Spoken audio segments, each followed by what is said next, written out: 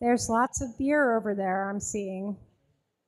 It's a rare sight, so just encouraging people to, okay, we're good. All right. Well, hi everyone. My name is Fran Raymond Price. I'm the Forest Practice Leader at WWF International, and it is such a pleasure to be with you here, either in person or virtually. And it's a pleasure to be here on this first day of COP27, on this special launch of our film, A Flammable Planet. So, I'll wait for the plane.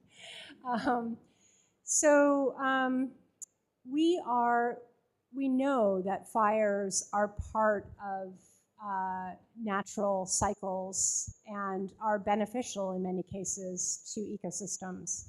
But we are also seeing that fires are going outside of natural processes. We're seeing that more and more over the last few decades.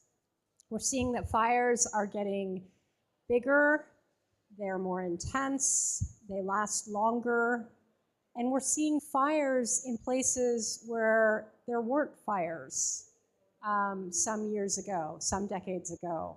There weren't supposed to be fires there.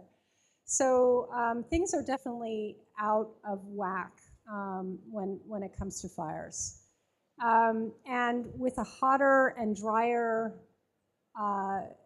climate, because of climate change, we're seeing more fires, and with more fires, we get more climate change. So it really is a vicious cycle that we need to break. But so much of this is in human hands. 75% of the fires that we have are started by humans. And so the solutions are in our hands as well. And we need some proactive planning and preventative fire management on the parts of governments and businesses alike. And when we look at the root causes for fires, climate change is front and center. But we also have land use conversion and deforestation on the table.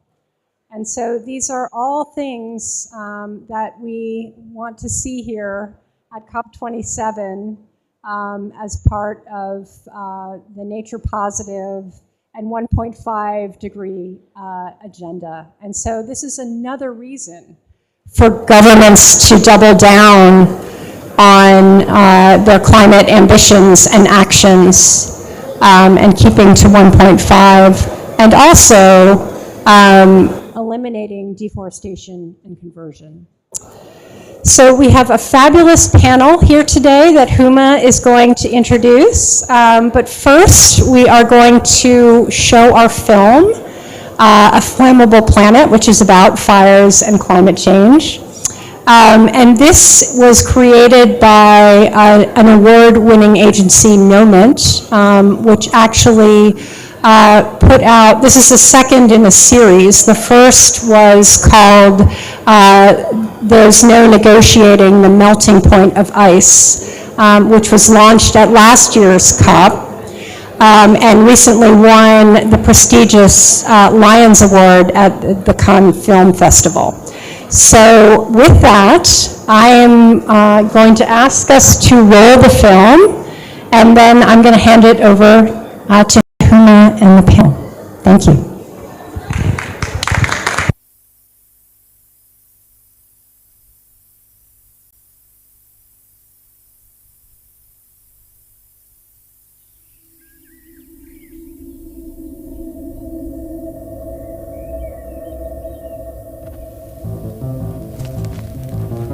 Wildfires today are bigger, more intense, and last longer than ever before, causing unprecedented destruction to natural habitats and people's.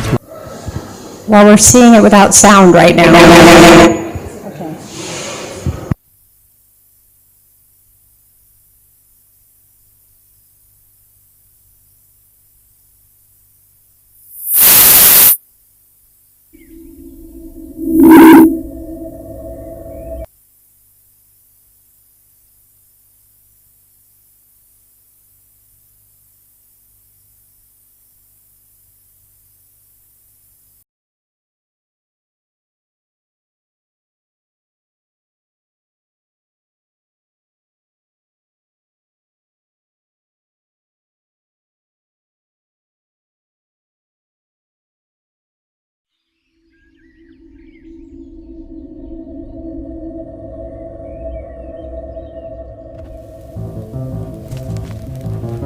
Wildfires today are bigger, more intense, and last longer than ever before, causing unprecedented destruction to natural habitats and people's lives.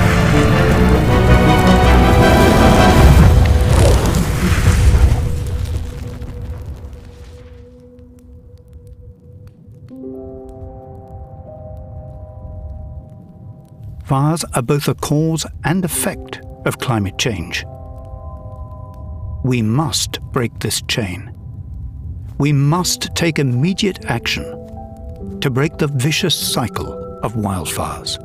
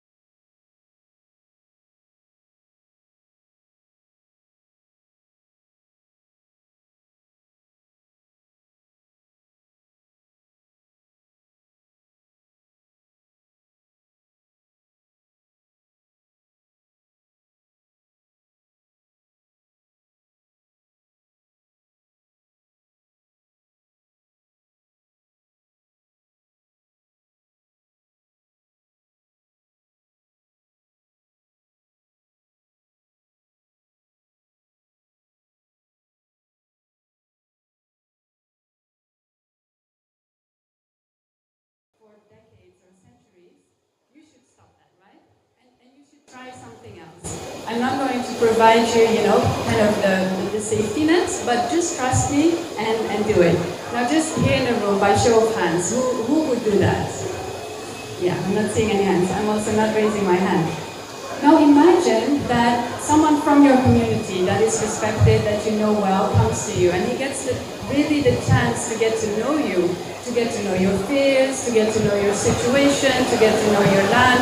He can take you to his own farm and show you kind of the business case and how things are going and doing.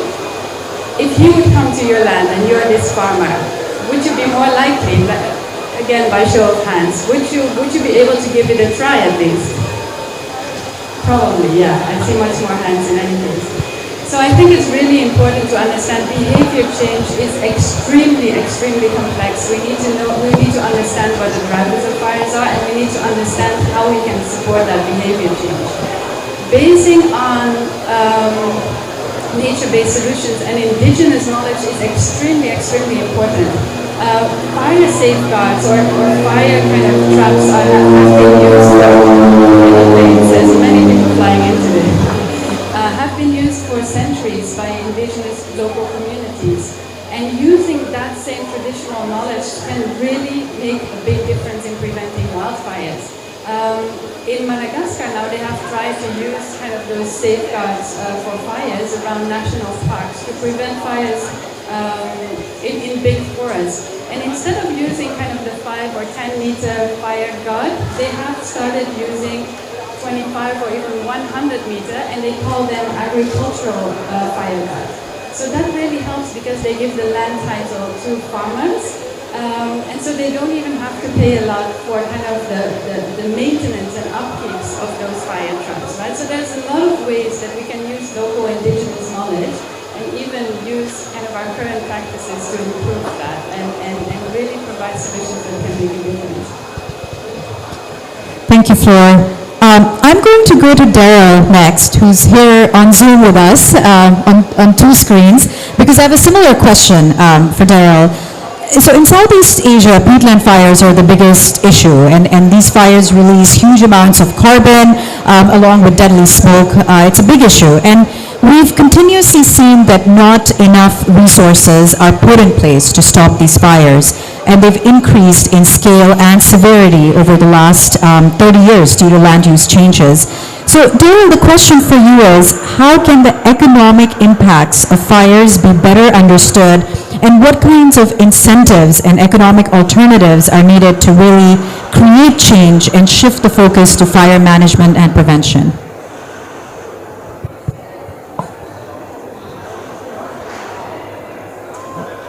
Sorry, Daryl, we have a bit of an audio issue.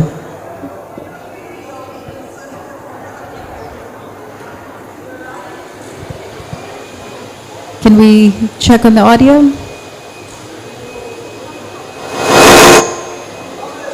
Okay, please go ahead.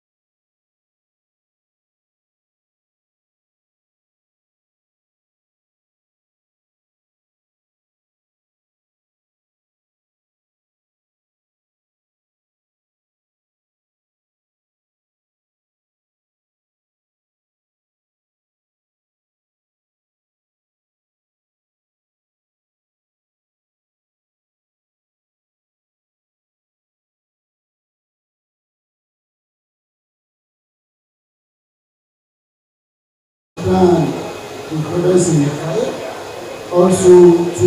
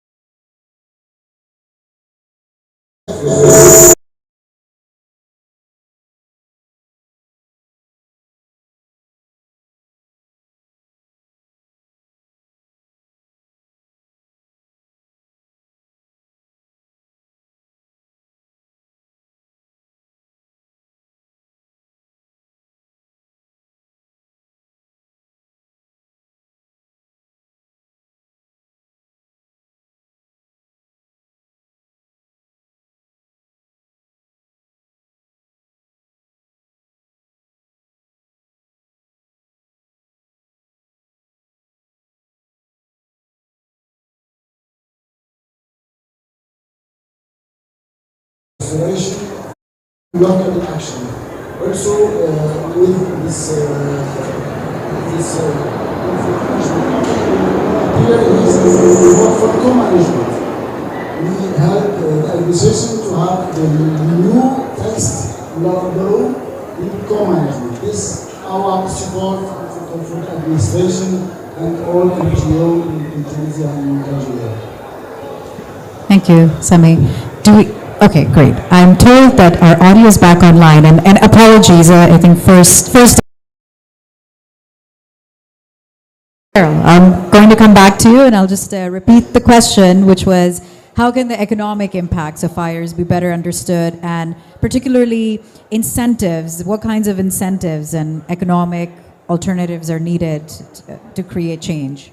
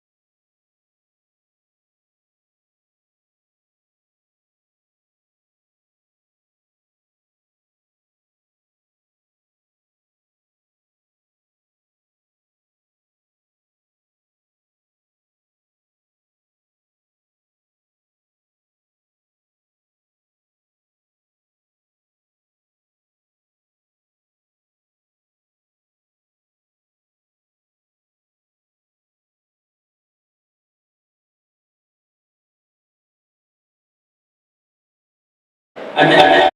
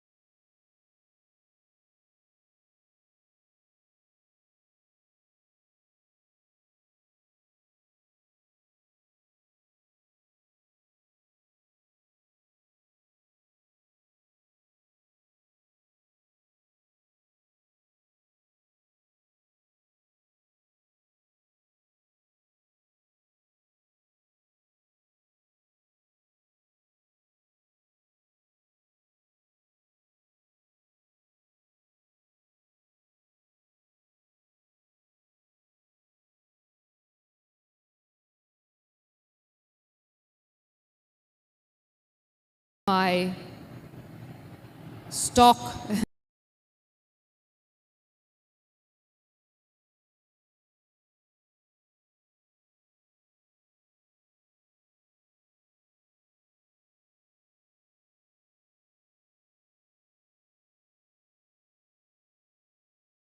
the discussions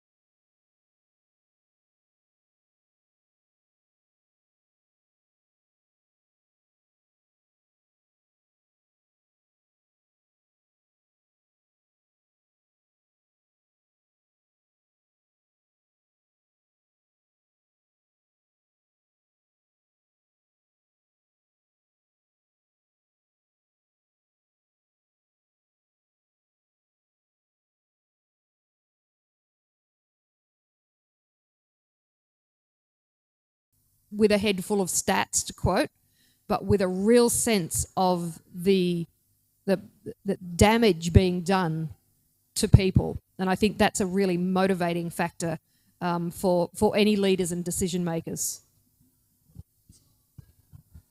Thank you, Joe. Very well said. And Flor, I'm going to ask you the next question, continuing on this theme of people and policy, because we were talking earlier about smallholders and smallholder farming communities, and the immediate damage of uncontrolled fires on these communities remains largely invisible. What is the impact and what is really needed on the policy side in particular, for example, adaptation finance or loss and damage to protect the most vulnerable? Hello? Yes. Yeah, thank you, Huma. It's a really great question, and I will just tap on both of them, both adaptation finance and loss and damage. I think one of the issues I have with a lot of the current policies is kind of that there's the stick and the carrot approach, right? And the stick approach is like the payments for ecosystem services. I think one of the issues with that is that kind of they crowd out the investments that are needed up front, right? And then if you look at more of the kind of stick approaches, the problem with that is that it actually marginalizes even more kind of the issues that smallholder farmers are facing every single day. So how can we make more smallholder farmer friendly policies, right? And I think if we look at adaptation finance, we really need to have adaptation finance at scale. I was talking about an individual farmer example before, right?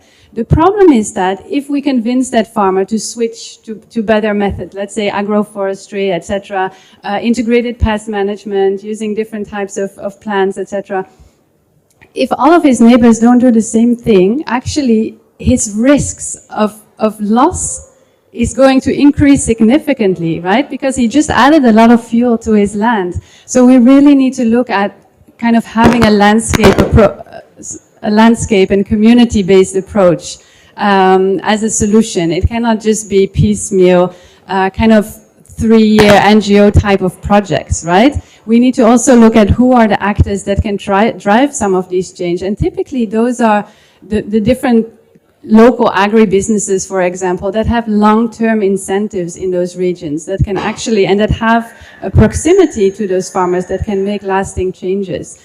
In terms of loss and damage, and that's something very, related to my heart and what I very strongly believe for this COP, is that a lot of damage is being done and has already been done.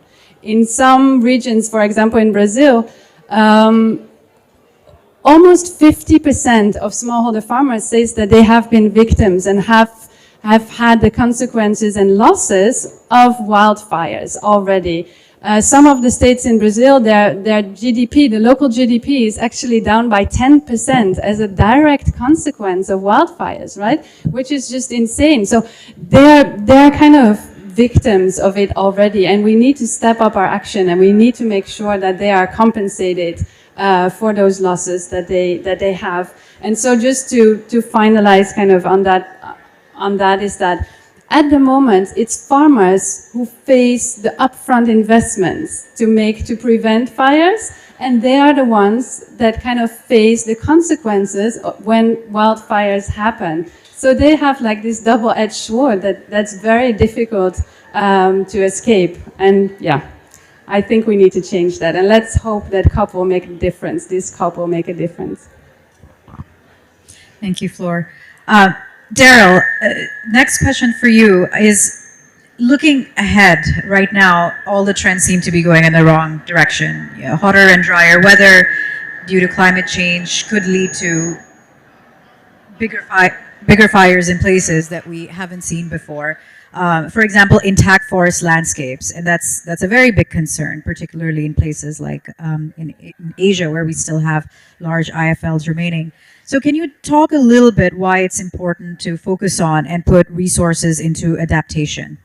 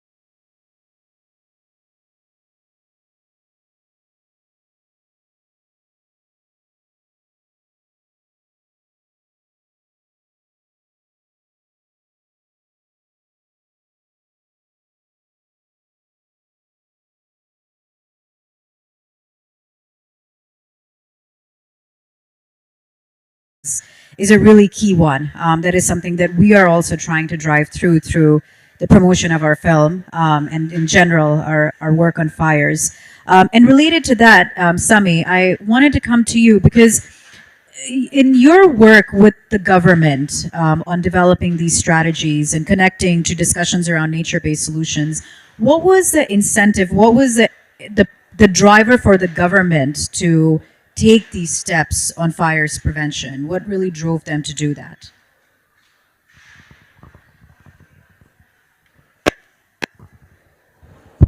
Yes, for us, WWF, since 97, we built a good, very good relation with administration, forest administration, and with the local population in northwest of Tunisia and in north of Algeria. So we based our action in this good relation. So, that's why WWF in North Africa is present in the forest.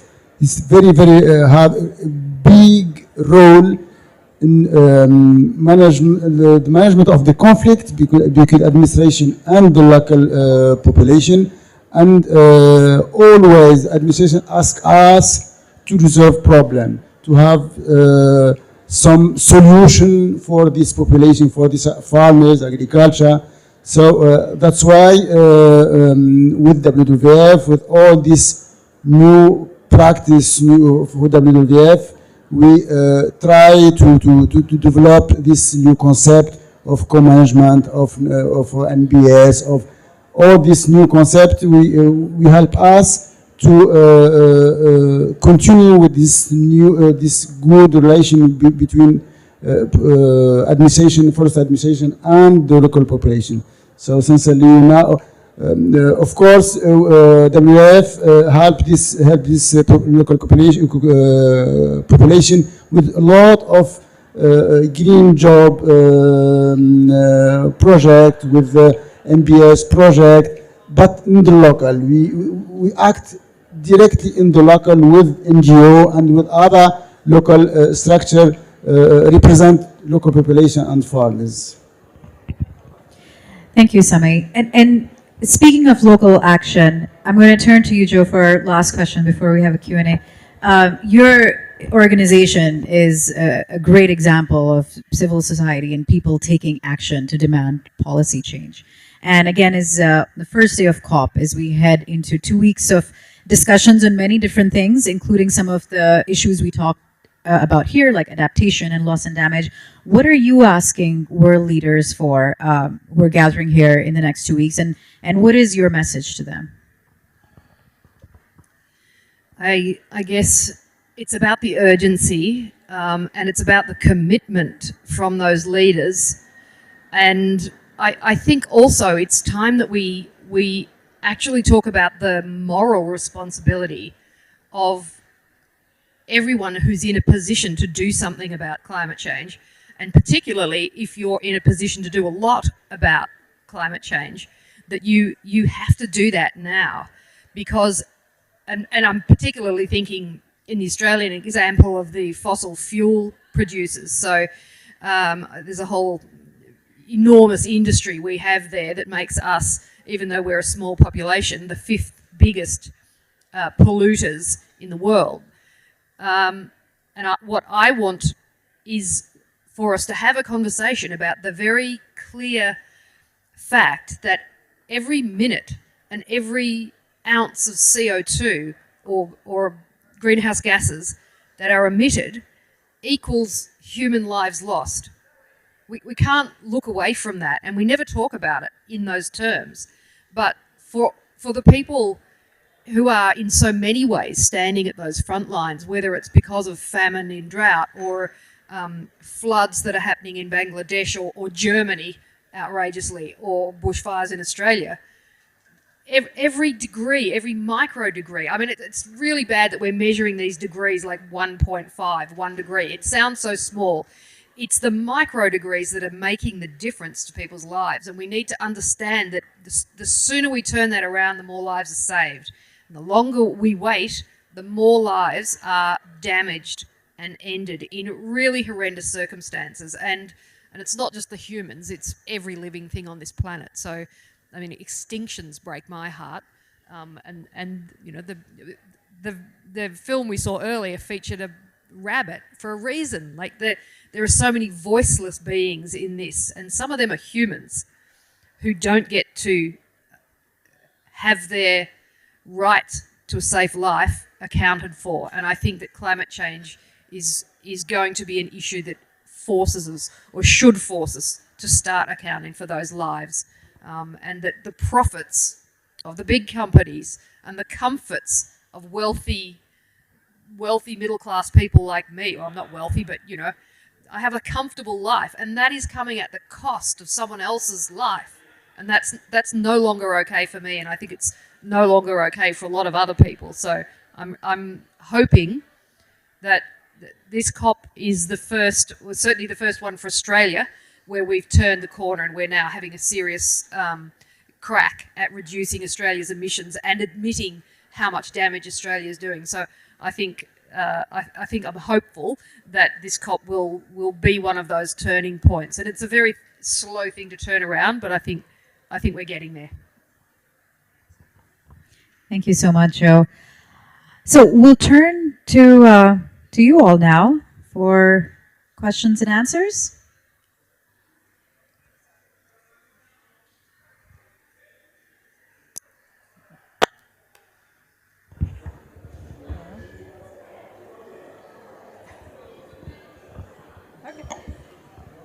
And please introduce yourself if you can. Hi. Oh, Jesus. Hi, I'm Ollie. I'm also from Australia, but I actually had a question for Joe.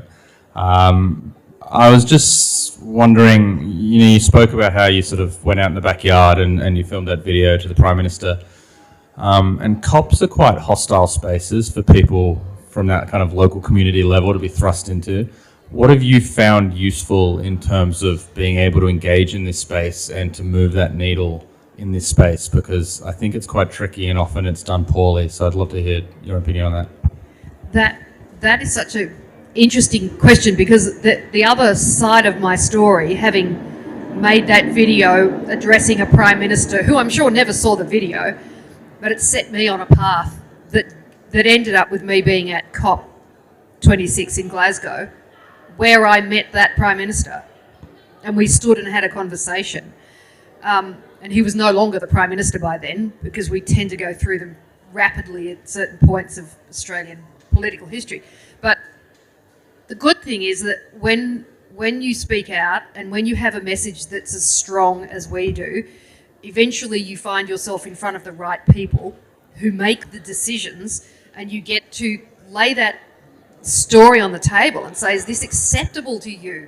Is it okay that we keep doing this if that's the impact that it's having on your constituents, on your community? So I'm convinced now that that Prime Minister, Malcolm Turnbull, actually was very sympathetic to climate action, but was unable to move his party because they were too far right to do that. And what I've now come to understand is that groups like mine need to get into the ears of conservatives, because the progressives are already starting to move. We need to go and have the conversations with the people who are a bit umming and ahhing about this and say, what are you going to do to just shift this along a bit? Because clearly it's hurting your family. You've got kids and you've heard my story and you know how much it hurts. So we want you to back this up and make climate action non-partisan, because the fires are non-partisan. The floods are non-partisan. They're hurting everyone. And just because you live in a big city in Australia doesn't mean that you didn't suffer through those fires, because the smoke was everywhere and everyone breathed it. And that's a bit of a metaphor for how unavoidable the impacts are. John? Thank you. I'm Jean Timmers from WWF. I work in Brazil. And there we're having two very strikingly different situations. One in the Amazon, where the fire is very much related with deforestation and also the weakening of the forest through degradation. Then when fire comes, it becomes uncontrollable. This is where we are talking about the tipping point. But the moisture of the rainforest is decreasing. It becomes more more vulnerable.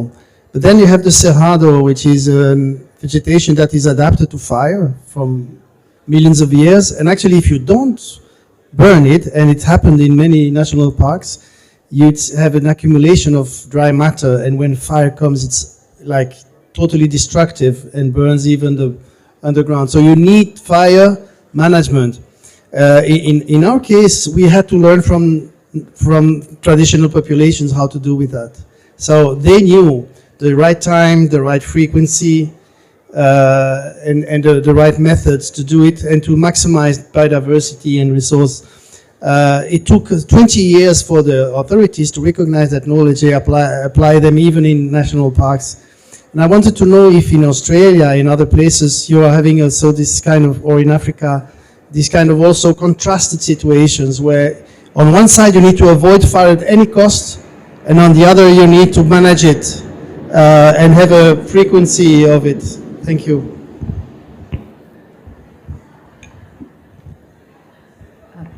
Anyone, Flor, would you like to go first? Yeah, I think in Africa, definitely. So like you said, the kind of fire traps and safeguards that they put around, they are actually used by using fire, right? So they kind of have this controlled, and then they clear the ground around it before they start burning on their plot size. So that's kind of the traditional way of making sure that fires don't spread, right? So it's definitely something that's being used, I think, in other parts of the world. But I'm sure yeah. Yes, the same thing in Africa. In North Africa is the same thing. Good, a very large corridor between the two forests to stop the passage of the fire. In Algeria, Morocco, and in Tunisia, the same one. Daryl, do you want to take that question?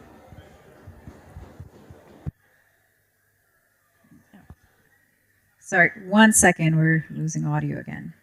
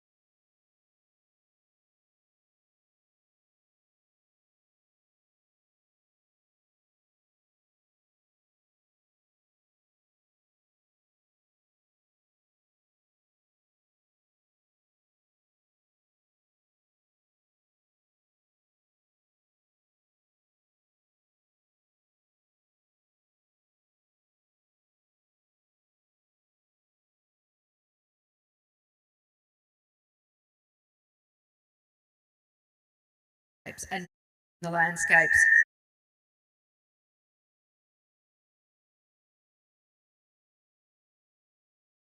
An increase in the flammable litter on the forest floor.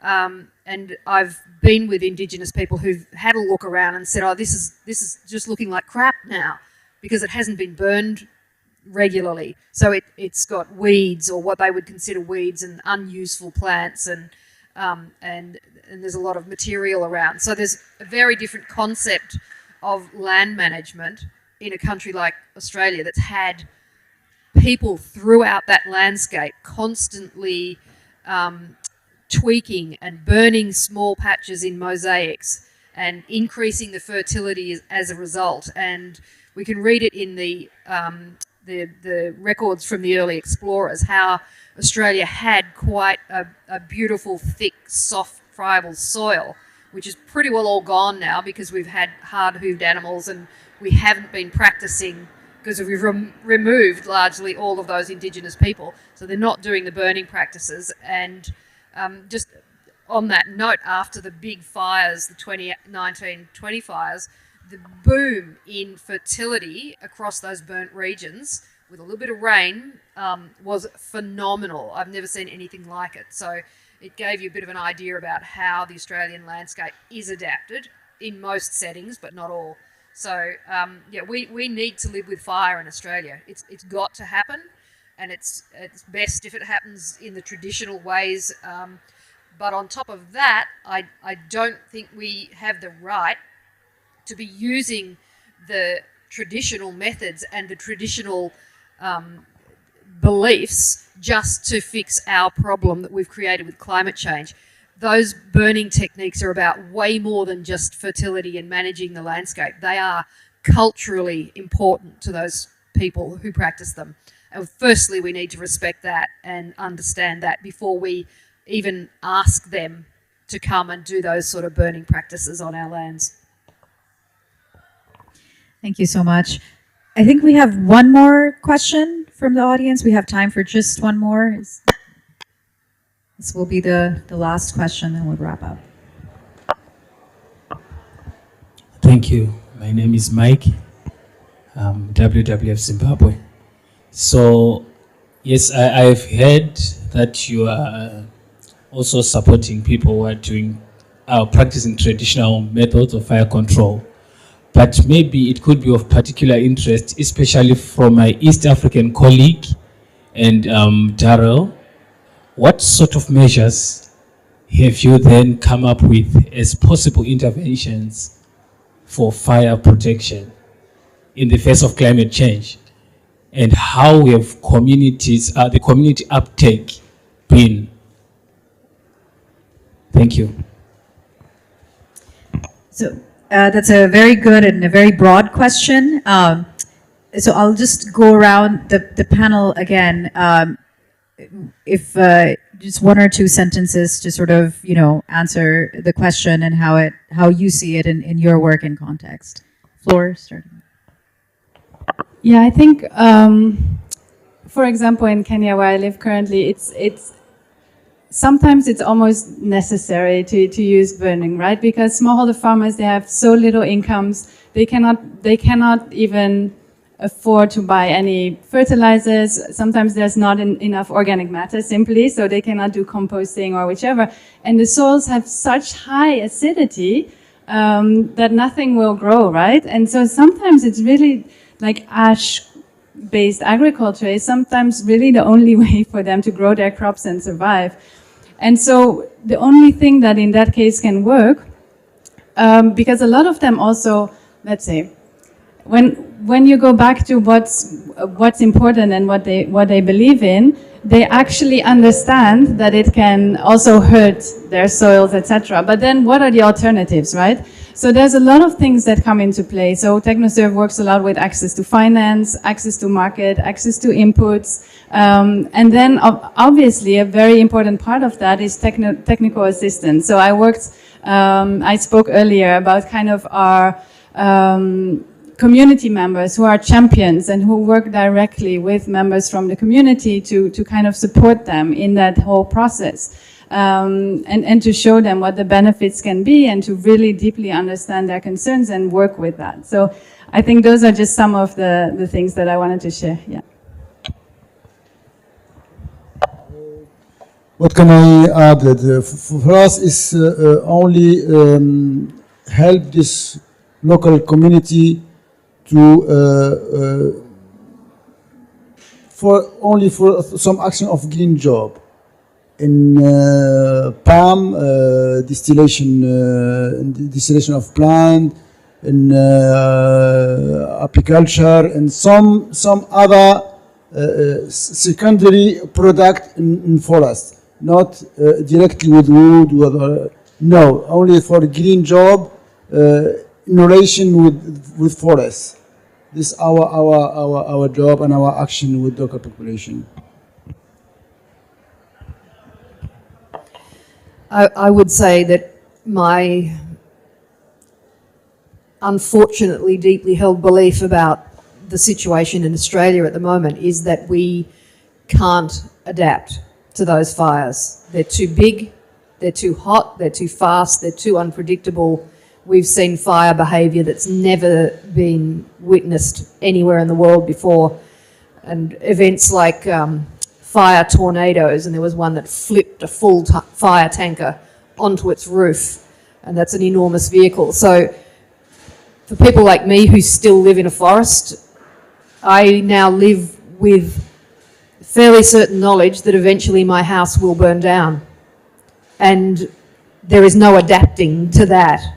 So, and there is no adapting to having your house flood, you know, multiple times over a couple of months, as is happening elsewhere in Australia. So I'm very focused on mitigation. I'm very focused on we need to actually tackle the cause, because trying to just build more ambulances is not going to work for most people.